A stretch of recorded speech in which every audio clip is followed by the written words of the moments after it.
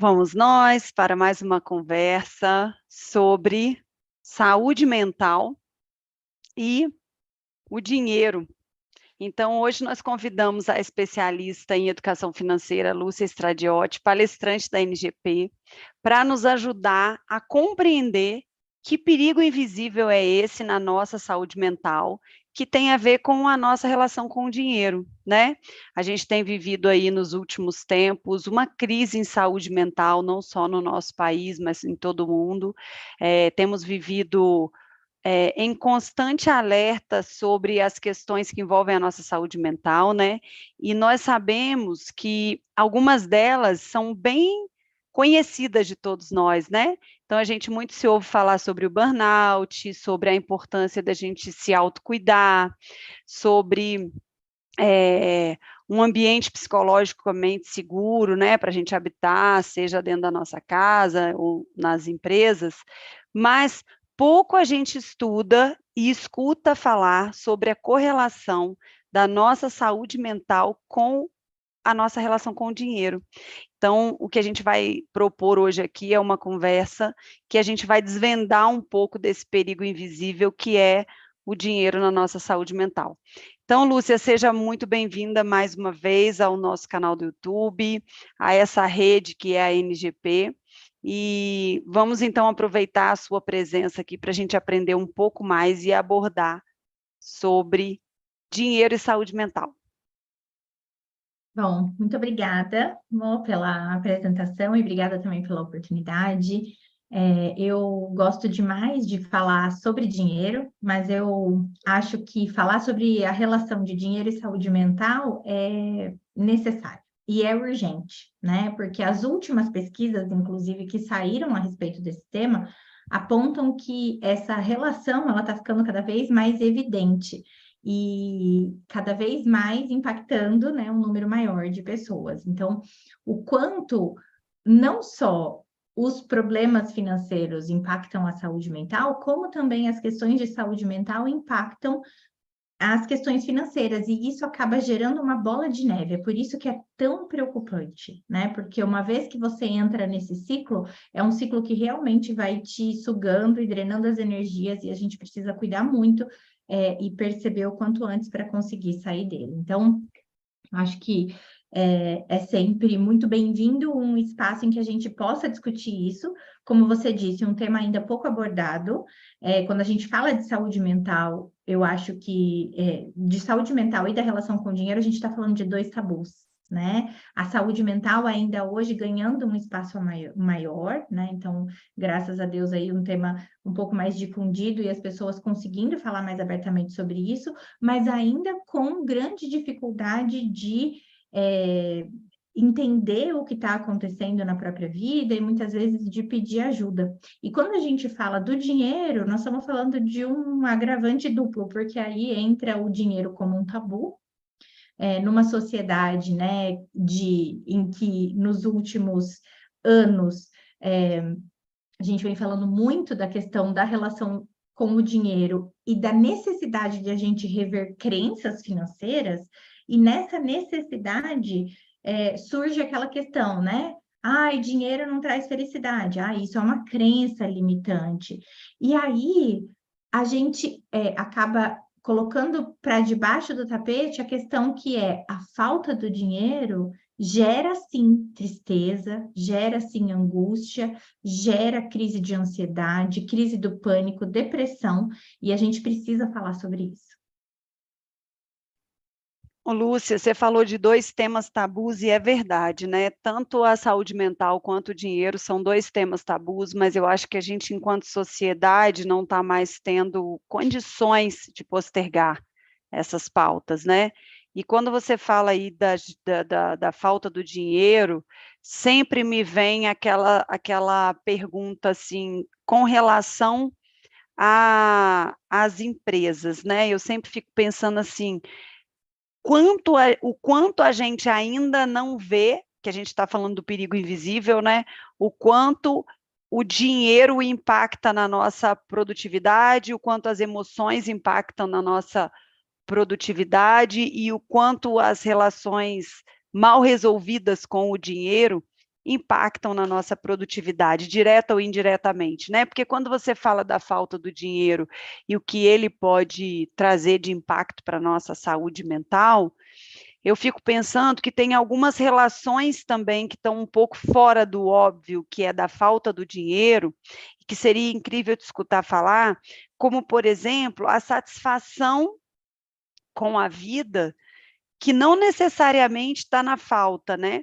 A gente tem trabalhado muitas horas do nosso dia, e aí às vezes a gente vai buscar a satisfação com a vida na matéria, naquilo que o dinheiro pode proporcionar, e nós sabemos que isso é uma satisfação muito pontual e imediata e que tem um efeito rebote muito grande, né? Então, quando a gente fala do dinheiro, a gente também está falando das emoções, né? Então, já que a gente está nessa proposta de desvendar e de mostrar aquilo que a gente não consegue ver ali a olho nu com relação ao dinheiro, como é que as emoções, elas atuam nessas decisões financeiras? Bom, primeiro que eu acho que cada vez mais estamos entendendo que não dá para separar cada assunto numa caixinha diferente. Quando a gente fala de dinheiro, nós estamos tocando muito diretamente na questão das emoções, tanto no impacto que o assunto dinheiro gera na gente, né? Então, cada um recebe aquilo de uma forma e dependendo da situação que está vivendo, como também no impacto que essas emoções têm nessas tomadas de decisão, como você disse. E tem uma questão que é importante de ressaltar aqui, né? Que, como você falou, não é necessariamente a falta do dinheiro, mas o que tem acontecido muito hoje é a falta do dinheiro destinado à realização, justamente porque as pessoas, independentemente da faixa de renda, elas acabam comprometendo o potencial financeiro delas com prazeres imediatos, que são aquelas compensações diárias, aquelas pequenas indulgências, aquele comportamento muitas vezes de fuga, para compensar um desequilíbrio emocional. Com isso, elas entram também num ciclo de, independentemente da renda, de novo, né? Pessoas aí que ganham, que têm uma renda considerada razoavelmente boa, mas que comprometem muito dessa renda com esses gastos pontuais na busca por um prazer momentâneo, um prazer instantâneo, né? Isso acontece porque, de fato, as pessoas estão sentindo esse desequilíbrio. Só que uma coisa puxa a outra, como eu disse lá no início. Então, pessoas que estão, de repente, descontentes com a situação, com o trabalho, não estão percebendo muito, assim, realização mesmo na vida, elas vão buscar esses momentos de prazer imediato. Uma vez que elas fazem isso, elas comprometem grande parte da renda, e aí elas não conseguem a realização de fato, que é aquela busca alinhada aos valores, aqueles passos maiores na vida, né, que dá a sensação de realmente algo sendo construído, e isso vai drenando e minando cada vez mais a sensação de autorrealização da pessoa. Então, vemos hoje em dia pessoas apáticas, pessoas que não estão mais conectadas com o trabalho, né? E você disse aí da produtividade, o quanto a questão financeira em casa, seja ela qual for, mas principalmente quando a gente fala de uma má relação com o dinheiro, que gera conflitos de relacionamento, que gera endividamento, que gera uma vida sem tanta realização, o quanto isso impacta a produtividade porque ocupa grande parte dos pensamentos das pessoas, né? Porque drena a energia, porque abala, inclusive, saúde física, né? Uma vez que abala a saúde mental, acaba trazendo também aspectos físicos e tudo isso interfere na produtividade. Então, falar sobre esse assunto, eu sempre falo, né? A gente nunca está falando só de dinheiro, a gente está falando de vida. Uma vez que a gente olha para a fatia do dinheiro com a profundidade que ela precisa ser olhada, que não é aquele tema raso, que vai para além daqueles números que a gente pode ver, quando a gente aborda esse tema de fato, a gente está falando de vida.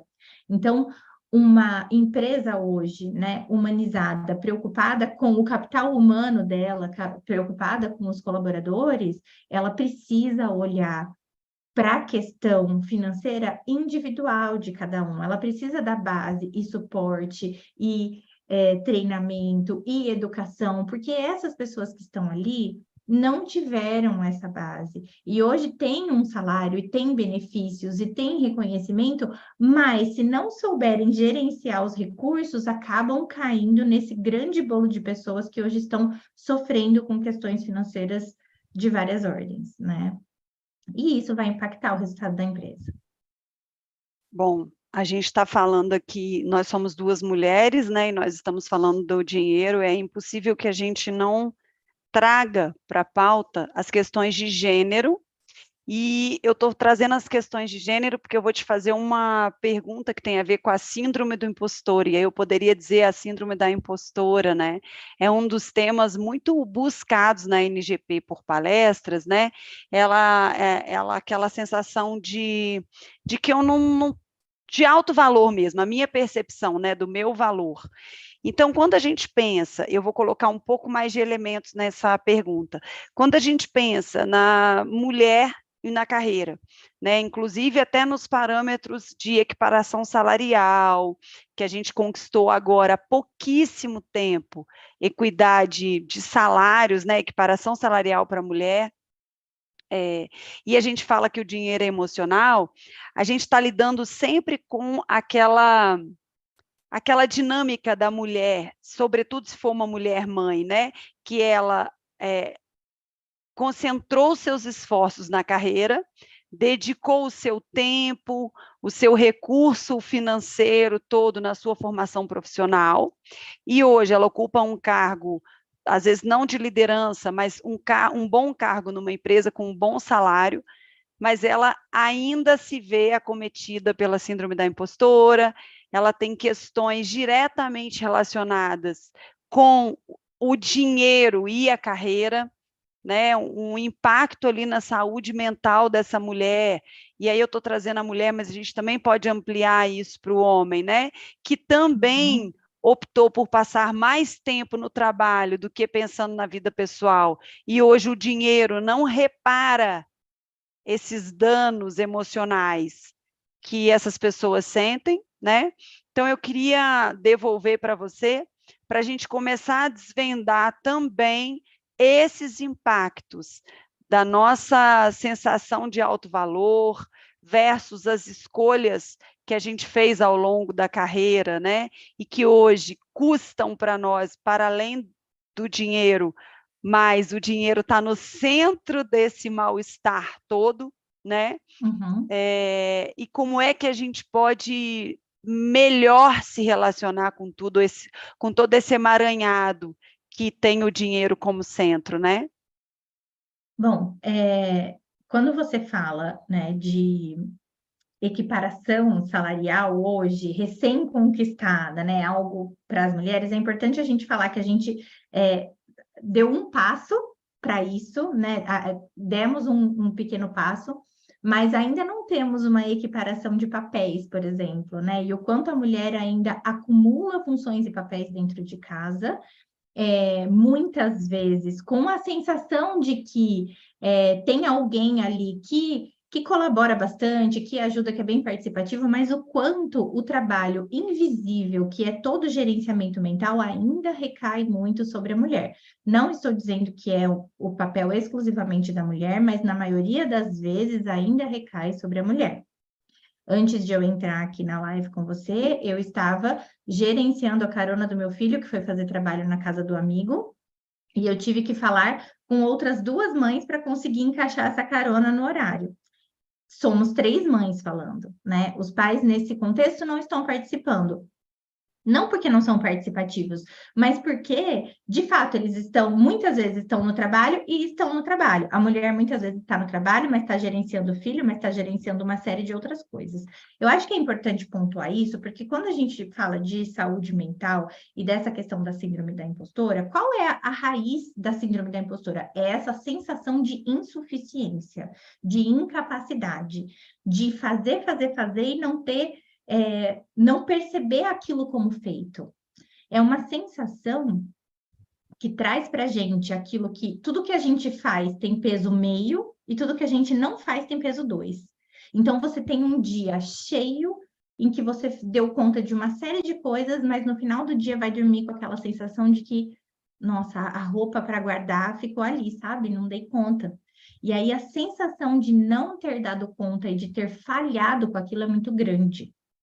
Essa sensação, ela é mais presente nas mulheres do que nos homens, não é exclusivo das mulheres. Então, começou-se falando da síndrome do impostor e hoje se fala em síndrome da impostora por ser mais conhecida das mulheres, mas ainda assim pode acometer dos dois lados, né? E por que que é importante falar disso? Porque muito dessa sensação de insuficiência vem da carga mental, que é esse acúmulo de tarefas e funções e gerenciamento, muitas vezes invisível. Então, quando a gente chega no final do dia e tem coisas que não foram feitas naquela lista de tarefas, a sensação é uma sensação assim opressora de não dar conta. E isso conversa com essa ferida, né, que já existe de insuficiência. Agora, junto com tudo isso, né, se a gente for falar dessa questão do alto valor, considerando o dinheiro como uma moeda de troca, nós entendemos, então, que aquilo que a gente oferece, né, seja um produto, seja um serviço, seja o nosso tempo, as nossas horas, o nosso trabalho, é medido pelo dinheiro, porque uma vez que a gente faz isso, a gente recebe o dinheiro em troca.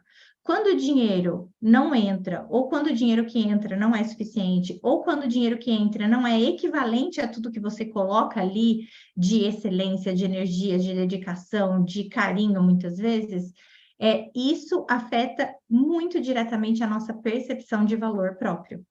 Então, a mulher que já carrega essa ferida de insuficiência, que já vem com esse padrão, né, de ter sido excluída mesmo, marginalizada da sociedade por tanto tempo, e aí, de repente, tem também essa situação de não se sentir valorizada, ou porque sente que não sabe lidar com dinheiro, então o dinheiro que entra nunca é suficiente, ou porque de fato não tem esse reconhecimento, né, essa equiparação, isso afeta diretamente a sensação de alto valor.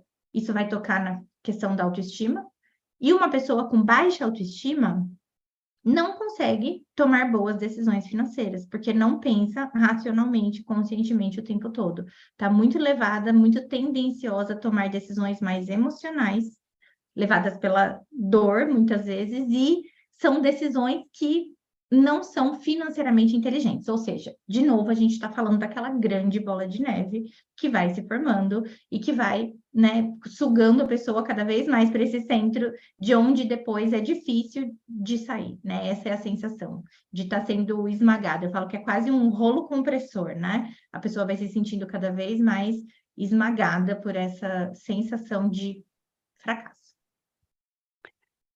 Olha, eu queria trazer também uma colocação que você fez no LinkedIn e que me emocionou muito, né? Que foi uma postagem que você fala sobre os conselhos que eu quero deixar para os meus filhos. E num pedaço desse seu post, você fala, trabalhe enquanto eles dormem, né? E eu queria falar um pouco com você hoje, de novo, porque a gente está num tema que eu achei incrível, que é desvendar a relação entre o dinheiro e a saúde mental. E eu sei que você aborda o dinheiro de um outro lugar, que está bem distante desse lugar mais tradicional, mais cognitivo das planilhas. Então, o trabalho enquanto eles dormem, que possivelmente, como você falou no seu texto, vai levar a pessoa a um burnout antes dos 40 anos, está muito diretamente relacionado a um momento que a gente está vivendo na sociedade e que as empresas, as organizações, elas estão sendo talvez o chão, o palco para tudo isso, que é uma inversão de valores, né? A gente está vivendo hoje uma transformação de valores. Nós somos uma geração que prezou por construir uma carreira sólida, muito antes dos 40, né? E essa carreira sólida trouxe para a gente uma conta que a gente está pagando a duras penas, que é essa crise de saúde mental que a gente está vivendo. A gente acelerou de um jeito disfuncional, né? E aí eu te pergunto, a gente sabe que você também fala de educação financeira para as crianças, né? A gente tem hoje uma realidade que são adultos que estão vivendo essa carga mental excessiva, porque tem como premissa a carreira, o sucesso, trabalhar enquanto eles dormem, né? E por outro lado, enquanto a gente se vê na figura de pais, mães e educadores, a gente está querendo um outro contexto para os nossos filhos, né? Então, de novo, o dinheiro está de forma bem invisibilizada nessas dinâmicas. Onde é que mora o tão sonhado equilíbrio que as empresas, inclusive, têm buscado, né? Que é, vamos olhar para os negócios, vamos olhar para os números, é importante que a gente entregue resultados, mas como a gente quer fazer essa entrega? A gente quer fazer essa entrega com qualidade de vida, a gente quer fazer essa entrega num ambiente respeitoso, inclusivo, diverso, onde todos possam existir de maneira sustentável, e o dinheiro, ele fica nesse lugar que a gente ainda não fala, mas que a gente padece, né? Uhum, E aí um uhum. pouco sobre esses conselhos que você gostaria de deixar para o seu filho, eu queria que você falasse um pouco de, então, como é que a gente pode bem gerenciar a nossa vida financeira versus essa carga mental que está posta na sociedade, né? Então, de que forma a gente pode produzir uma sociedade mais saudável no que diz respeito à nossa produtividade, né? A nossa capacidade de ser de forma saudável, produtivos, e eu não vou falar da felicidade, porque eu tenho a felicidade como uma dinâmica muito mais complexa, né?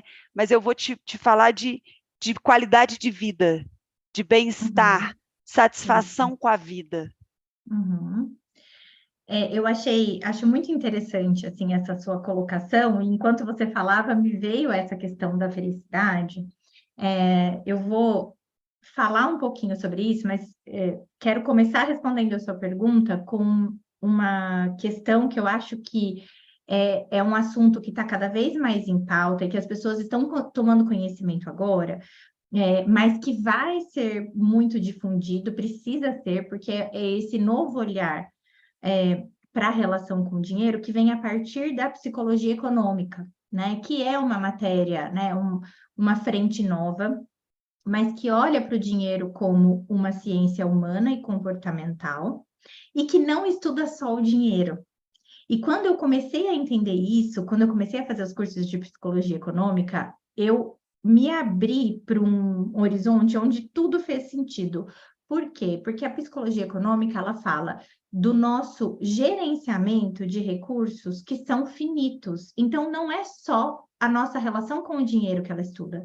Ela também estuda a nossa relação, por exemplo, com o tempo.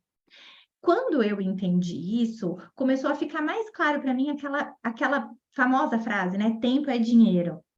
E aí, quando a gente pensa nisso e a gente está trazendo dinheiro aqui como pauta, a gente precisa entender que o único jeito de fazer essa balança se equilibrar, essa balança em que a gente está desesperadamente buscando produtividade, ao mesmo tempo buscando qualidade de vida e ao mesmo tempo querendo prover tudo, mas ao mesmo tempo não querendo que nossos filhos cometam os nossos erros, o jeito de equilibrar essa balança é a gente cuidar com muito carinho e muito de perto da nossa relação com o dinheiro e também com o tempo, então, com os nossos recursos finitos, né?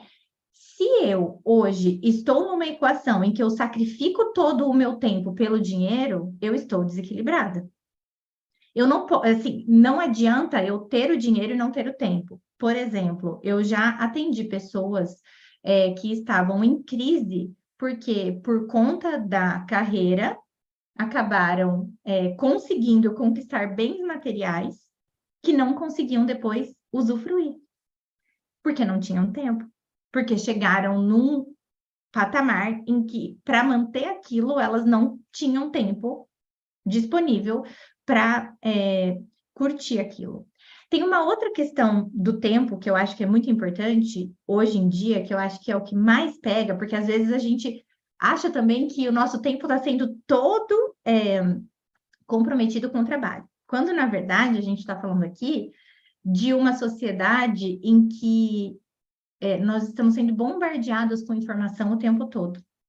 E vem uma urgência de consumir toda a informação disponível, também muito pela ideia de que isso vai aumentar a nossa produtividade, porque vai trazer conhecimento, porque daí a gente vai se destacar. E isso não é verdade, porque a overdose de informação também consome nosso tempo e também impacta diretamente na nossa saúde mental, que acaba impactando na nossa relação com o dinheiro. Então, de certa forma, enquanto a gente não cuidar de todos esses aspectos, não tem equilíbrio. E, de novo, eu volto naquilo, a gente nunca fala só de dinheiro, né? A gente precisa olhar para tudo isso. Então, como é que eu posso achar o equilíbrio entre ser produtivo e, ao mesmo tempo, ter uma boa relação com o dinheiro e, ao mesmo tempo, ter uma boa relação com o meu tempo? Eu preciso começar a entender, né? Primeiro, olhar de frente para tudo isso e entender o que é que eu estou, de fato, fazendo com cada um desses aspectos. Como é que eu estou usando o meu tempo? Como é que eu estou usando o meu dinheiro?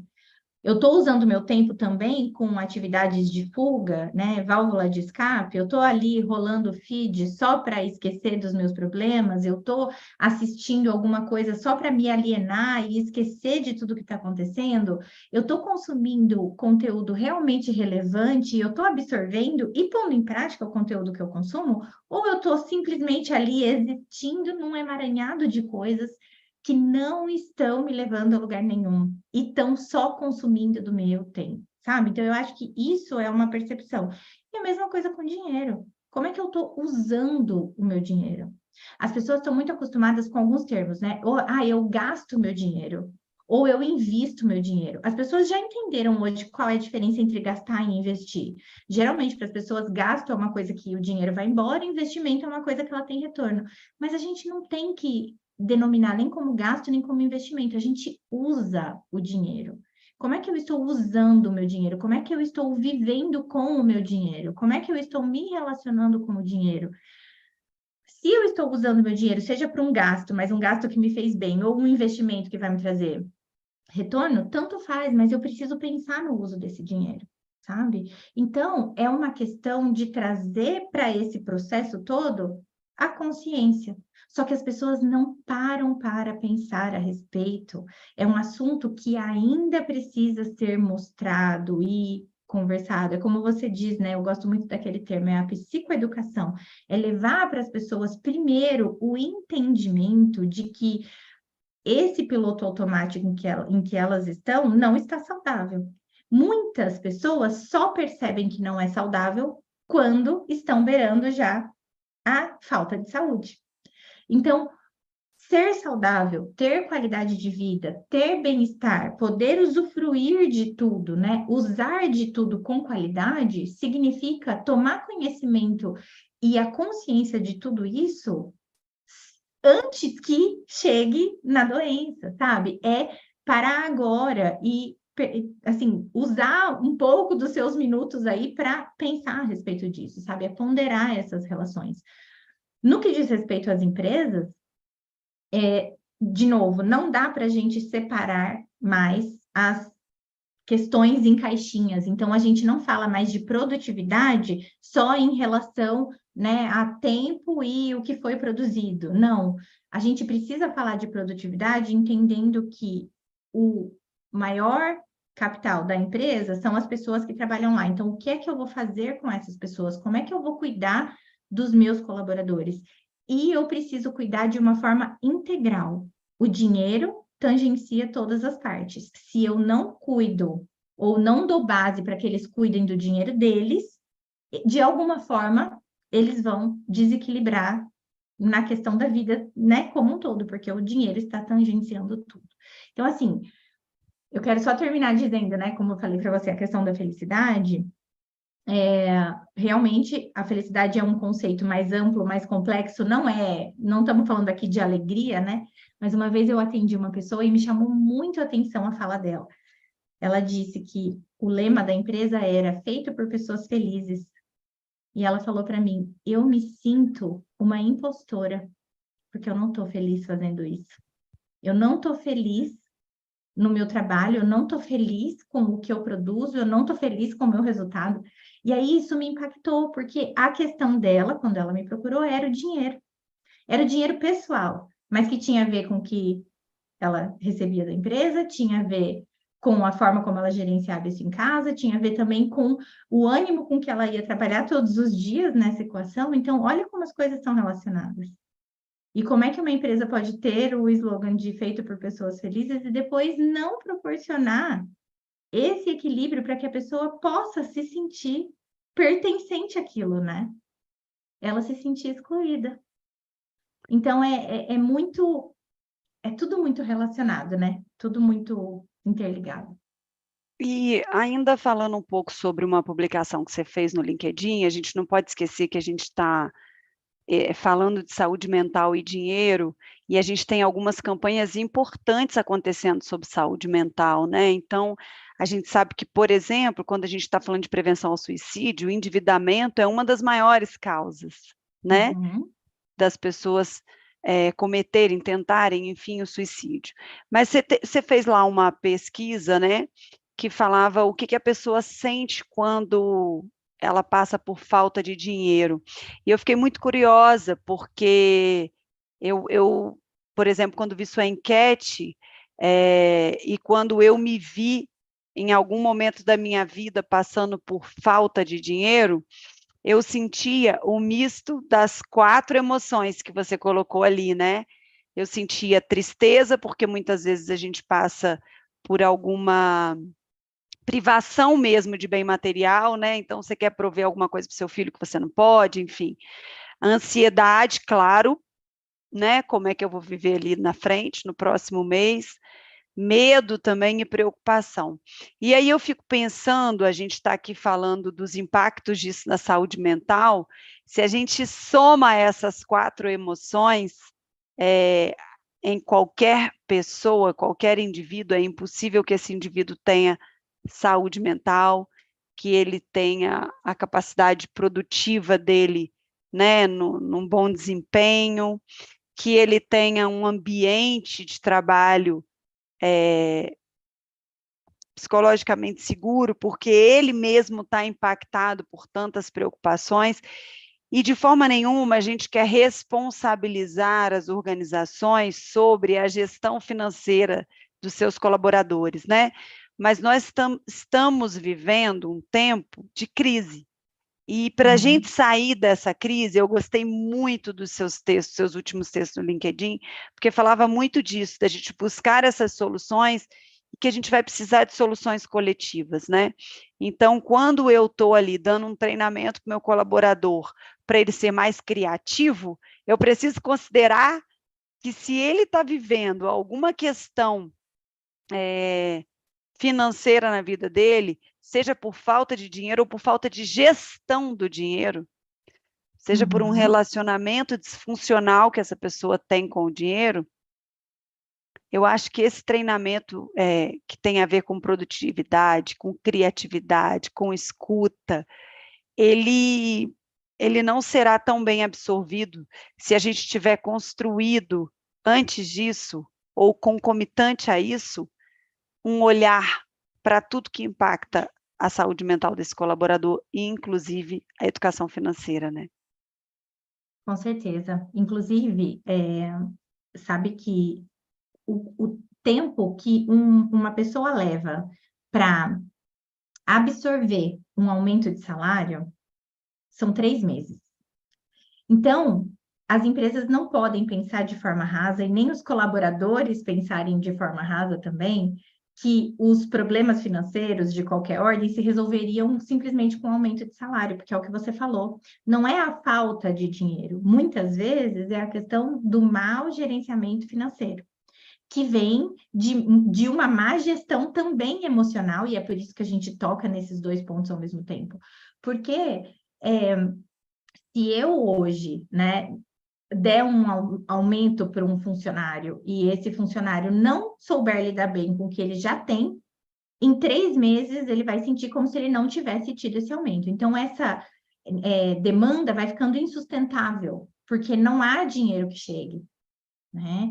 É lógico, eu não estou aqui falando como se não houvessem questões estruturais por trás do dinheiro e como se não houvesse uma grande maioria aí que vive de um salário mínimo, né? Não é isso, mas a gente sabe que tem muita gente hoje também que, independente do salário, salários altíssimos, estão passando por questões financeiras. E, de novo, não necessariamente o endividamento, mas o fato de você não ter realização, não usar o dinheiro de uma forma inteligente, não ter consciência do uso do dinheiro, traz falta de propósito, traz falta de realização, traz uma sensação, né, de um humor mais deprimido e começa a esvair energia cada vez mais. Então, vai trazendo desânimo, vai trazendo cansaço, tudo isso acaba impactando, né, e afetando a produtividade. Além disso, a gente sabe que os filhos aprendem muito por exemplo, né? Pelo exemplo. Então, pais que nessa loucura do dia de trabalho acabam agindo no automático financeiramente, começam a ver os filhos que vão crescendo, né? E se tornando aí crianças maiores, adolescentes, lidando com o dinheiro de uma maneira sem valorizar, ou então sem pensar direito, os pais começam a se culpar por isso. Então, tem muita culpabilização nessa relação também. E isso também vai oprimindo cada vez mais as pessoas. Então, trazer esse assunto é fundamental, falar desse assunto é fundamental, instrumentalizar as pessoas para que elas possam fazer esse bom gerenciamento financeiro e emocional é fundamental, para que elas possam ter qualidade de vida. Tanto que hoje não se fala, né? O termo usado não é mais saúde financeira, é bem-estar financeiro, porque não é só sobre ter saúde, é sobre usufruir daquilo, né? Então, não é só ter uma conta bancária no azul, é sobre saber usar daqueles recursos de forma inteligente, consciente, responsável e de forma a te trazer realização. Isso é o fundamental. Muito bom. Lúcia, eu queria, assim, já que a gente está se aproximando dos minutos finais dessa conversa, queria que você deixasse algumas dicas práticas para que a gente consiga estar mais atentos aos aspectos do dinheiro na nossa saúde mental, de forma que a gente possa identificar nos nossos comportamentos, nos nossos pensamentos, como é que eu estou tendo uma relação disfuncional do dinheiro com a minha saúde mental? Quando é que eu preciso ficar atento e o que eu posso fazer para que eu tenha uma relação mais saudável com o dinheiro do ponto de vista da saúde mental? Acho que a gente pode falar isso individualmente, né? E a gente pode deixar umas dicas também para quem estiver assistindo essa conversa aí, que for de RH, que for de gestão de gente, né? Que for aí, que tenha um time e seja responsável por liderar essa equipe. A gente ouviu você falar agora há pouco que o aumento salarial ele é absorvido muito rápido. Então, como é que eu posso promover saúde mental pelo viés da educação financeira, individualmente e coletivamente? Bom, primeiro que 93% das pessoas com problemas, né, na saúde mental, com a saúde mental de alguma forma comprometida, gastam mais. Então, um agravante aí, talvez um sintoma de que tem algo desequilibrado é começar a olhar para as suas contas. Eu sempre falo, né? Vamos começar olhando para a fatura do cartão. O tema da live, inclusive, é essa ameaça invisível, e é interessante até porque agora eu fiz essa analogia, não tinha feito isso antes, mas hoje em dia o dinheiro é invisível, né? A gente não vê mais o dinheiro. O dinheiro ele é virtual. Então, isso trouxe ainda mais mais um obstáculo para quem já tinha alguma disfunção com relação ao dinheiro, porque o fato de a gente não ver o dinheiro, não ser palpável, a gente não contabilizar ali na hora, a gente sente menos no dia a dia os impactos. Quando é que as pessoas percebem que tem algo? Quando pegam a fatura do cartão. E aí elas veem aquele montante ali. Aquilo muitas vezes fica gritante para elas, mas os gastos do dia a dia parecem inofensivos. Então, eu acho que um primeiro passo aí, individualmente, a pessoa que quer perceber se existe algo, é realmente assumir uma postura de autoobservação.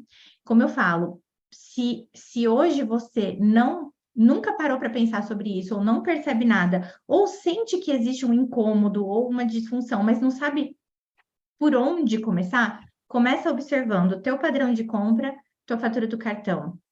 E aos poucos, né, ir entendendo quais são os sentimentos que vão suscitando. Então, o que te leva a comprar e também o que comprar te gera. Porque num primeiro momento, a compra libera dopamina, então você volta para casa feliz, mas num segundo momento gera frustração, ansiedade, arrependimento, medo muitas vezes, né? Acaba acarretando traição financeira, porque tem muitos casais que não conversam entre si com relação ao que foi comprado, justamente por medo da reação do outro. Então, tudo isso é muito importante. Eu acho que começar dessa observação. A partir do momento que percebeu que existe algo que está impactando a saúde financeira, a saúde mental, busque ajuda. Existe ajuda disponível. Eu acho que não é simplesmente não é a educação financeira isoladamente que vai resolver tudo, mas a educação financeira é uma parte essencial desse processo. Eu gosto de trabalhar, por exemplo, com esse conceito, né, da terapia financeira, porque é esse olhar integral mesmo para o dinheiro, essa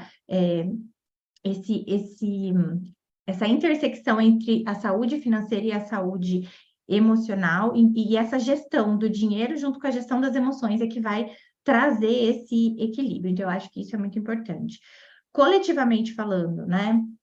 Acho que já pontuamos aqui, mas é importante empresas entenderem o papel que elas têm na saúde financeira do colaborador. E não estamos falando de dar mais dinheiro, ou de pagar, ou de aumentar benefícios. Estamos falando dessa construção da saúde financeira, entendendo que parte, né, ninguém tem saúde financeira só com dinheiro. Parte essencial da saúde financeira é a educação. Então, entrar com essa parte da educação, ajudar, né, dar esse embasamento para que as pessoas tenham um comportamento financeiro melhor, tudo isso com certeza vai impactar lá no final, no resultado da empresa, porque trabalhadores mais organizados, menos preocupados, menos ansiosos, mais realizados financeiramente, vão trabalhar mais motivados e mais felizes. Isso é indiscutível e as pesquisas apontam isso. Então, eu acho que esse trabalho dos dois lados, né, pode ser feito, precisa ser feito, e não dá para a gente negligenciar mais esse assunto, que é esse assunto do dinheiro, né, que é uma das principais causas do estresse do mundo moderno e, consequentemente, dos impactos na saúde mental. Excelente, Lúcia. Eu quero te agradecer pela disponibilidade da gente conversar mais uma vez sobre a relação do dinheiro com a saúde mental. Se você está vendo esse vídeo aqui no nosso canal, tem uma outra conversa que a gente fez com a Lúcia, que tem a ver com carga mental e o dinheiro. Eu acho que ele é muito complementar à conversa que a gente está tendo hoje aqui, que a gente teve hoje. Esse conteúdo vai ficar disponível aqui no canal do YouTube, e para quem também está lá na nossa base de e-mail, a gente vai disponibilizar para vocês. Quero, Lúcia, te agradecer e dizer que é sempre, para mim, muito transformador. As nossas conversas são sempre muito transformadoras, do ponto de vista que eu sempre saio com novos aprendizados, né? Então, eu acho que tem uma frase que você falou que ficou grudadinha aqui no meu ouvido, que é: por que que eu gasto, né? Quando eu observo por que que eu gasto e o que que me causa depois que eu compro, né? Por que que eu compro e como eu me sinto depois que eu compro. Então, são percepções mesmo no nosso dia a dia, nos nossos comportamentos, naquilo que a gente faz quase que automaticamente, e que quando a gente coloca a luz a tudo isso, a gente começa, então, um processo de autopercepção, de autoconhecimento, de autoavaliação, e quando eu vejo lá, né, numa das habilidades do futuro que a ONU fala do empreendedorismo, né, eu acho que empreender a nossa vida financeira, cuidar da nossa vida financeira, entender que cada um de nós é uma pequena empresa, né, e saber fazer bem essa gestão, é uma habilidade que, como você mesmo colocou aqui, vai gerar um monte de outros benefícios. Então, mais uma vez, muito obrigada pela conversa. É sempre muito bacana poder ter você aqui com a gente nesse papo sobre dinheiro e saúde mental. Eu que agradeço muito o convite e a oportunidade, e, como eu sempre falo, pode me chamar mais vezes que eu vou adorar. Acho que é um tema que a gente precisa colocar na mesa, com certeza. E você que é de RH e está nos assistindo, quiser conhecer o portfólio da Lúcia com os temas que ela preparou para as organizações, para as empresas, e quiser trazer esse tema para o centro da conversa para os seus colaboradores, é só entrar em contato com a gente. Na descrição desse vídeo tem os nossos contatos, tá bom? Lúcia, muito obrigada, até a próxima, um abraço a todos vocês, obrigada, tchau, tchau.